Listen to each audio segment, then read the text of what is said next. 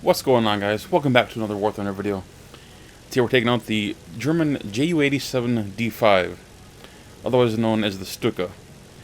Now, I get a fair number of plane requests, and some of you guys have some interesting requests, and some of them less than interesting. You know, planes that I've flown a lot, and some planes I don't have upgraded, so it's difficult to get a good game sometimes for you guys. So I decided to look around my tech tree, and I wanted to find something different, something I haven't flown in a while, something that I want to have fun.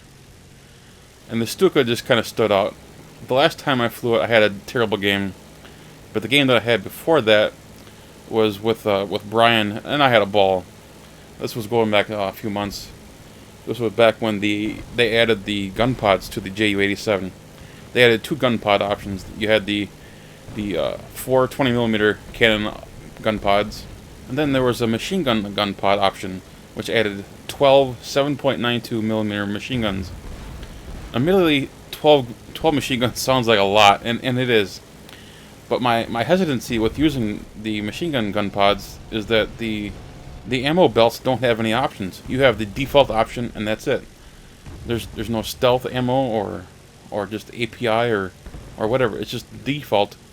And if memory serves, half of the ammo in the default belt is ball ammo, and ball ammo doesn't do a whole lot of damage. So I have stayed away from the machine gun option, and I've decided to go with the 20mm cannon option.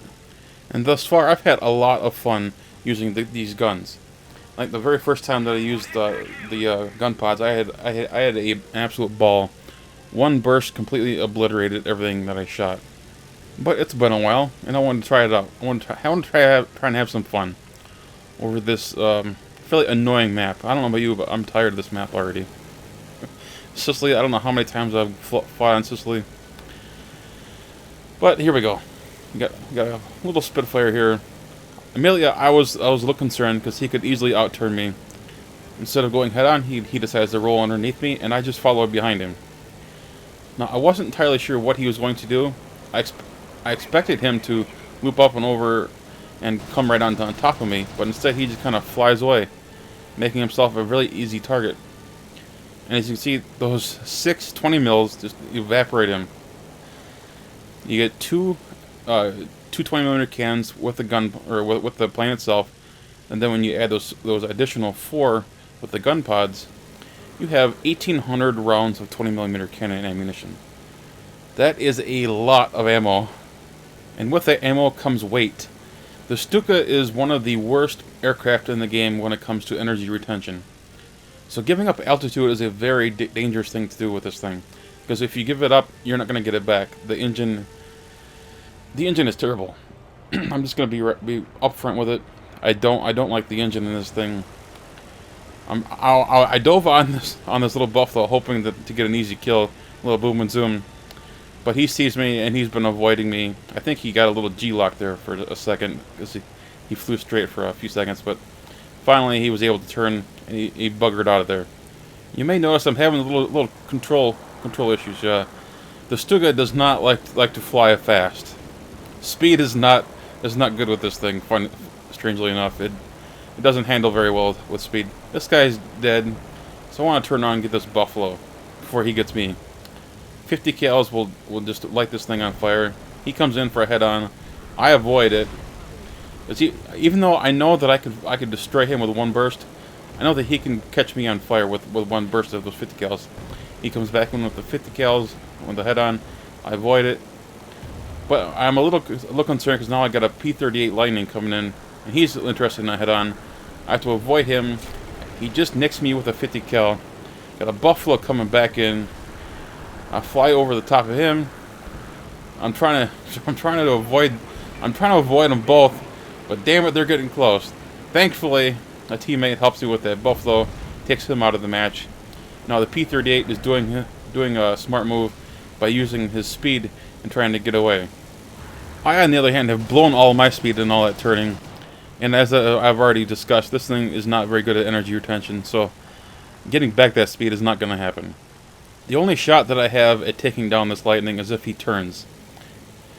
He's going to have to turn around and come back to me, because there's no way I'm going to be able to catch him. Not with the Stuka. The Stuka is just way too slow in aircraft.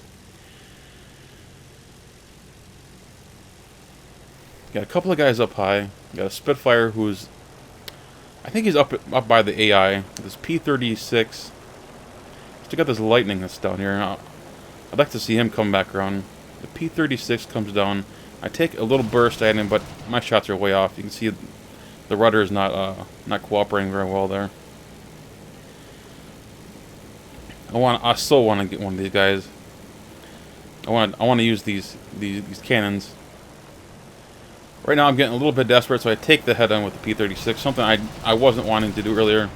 I fireball him, but he gets me right in the engine, and this is going to be a problem with this plane. P-38, meanwhile, has slowed down. He's gotten into a turn fight.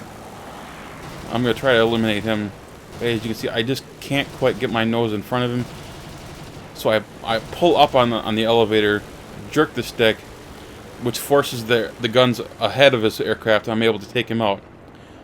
But getting back to what just happened with that P-36 that I hit on, I took some damage to the engine compartment. My oil is leaking. It's hot. Well, it's warm, really. My water is warm. It's popped a couple of 1 minute warning countdowns, which are always kind of perilous in a Stuka. In some planes you get like a 2 minute warning. In the Stukas you get 1 minute, and that's it. They're very unforgiving. And to make matters worse, we are on Sicily, which is a very hot map. Much hotter than some of the others. It's a little bit similar to flying in one of those Pacific maps. You can't close your radiator on most planes because of the hot climate, and that's certainly true here on Sicily. If you end up closing your radiator, you end up burning up. So I've got issues with water and oil. I've given up all my altitude. There's no way I'm going to be able to combat the Spitfire that's up near space. The only option, as I saw it, is to limp my little ass back to the runway. Because at this rate, I wasn't going to do anything. All I could do was act as bait. If one of my teammates could fly up there and force the Spitfire down, maybe I could play bait down here at 100 meters. Up there, the Spitfire probably can't even see me. I'm not even a speck on the map to him. But I might as well take a couple of AAA and artillery with me as I fly back. And the trek back was not fun.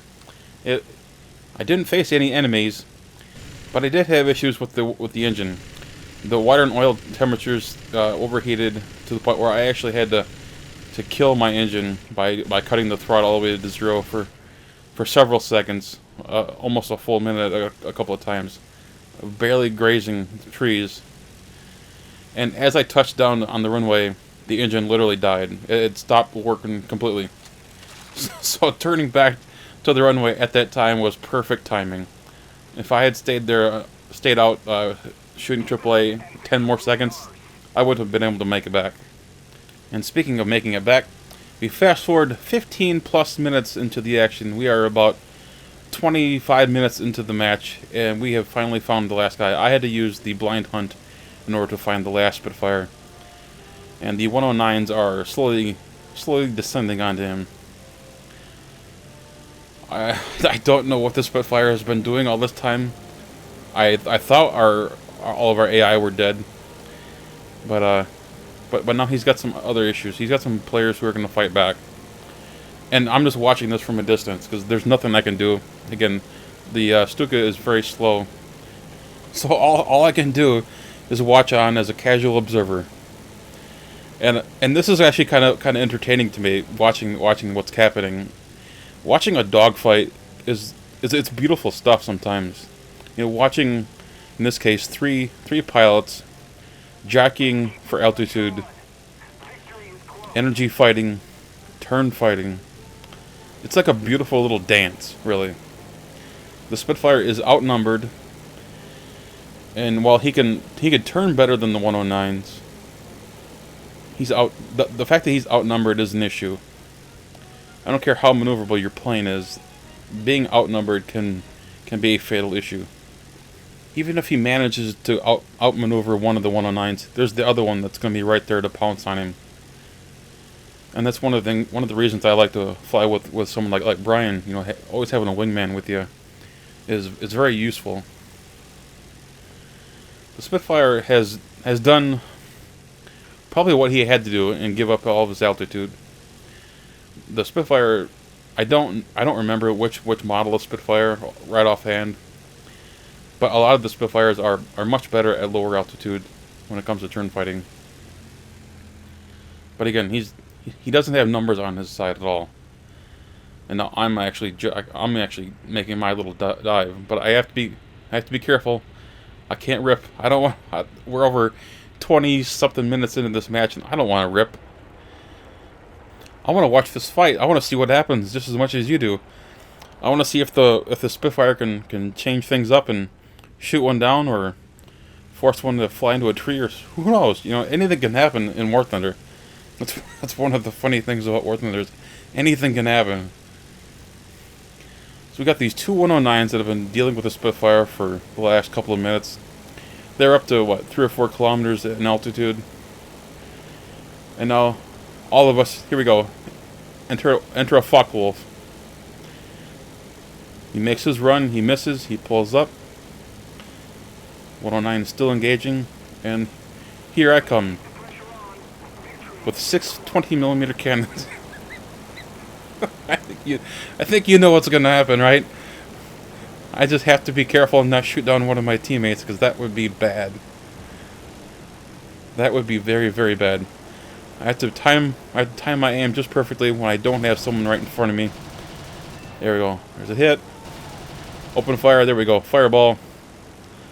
I might as well secure the kill. It's a Mark IIB. Get some friendly fire coming in there. Somebody tried to steal that kill. Damn it. Alright, so I had to finish him off. And Spitfire Mark IIB just didn't stand a chance against 6x20mm. Then again, what plane would? Not many planes can withstand 6x20mm. I'm honestly surprised that Spitfire was able to last as long as it did. I mean, how long were those 109s on his tail? Then you had that Focke-Wulf 190. I mean, they had the opportunity to get that kill. They must have put a lot of machine gun rounds in that Spitfire. That's all I can think is they must have been down to machine guns and no cannon, because a 20mm should have taken out that Spitfire. But then again, I'm the guy with 6x20mm, so I'm a little partial. Anyway, guys, thank you all very much for watching. I hope you enjoyed this video. If you did, hit that thumbs up button, and of course, if you're new to the channel, please subscribe. Take care, guys.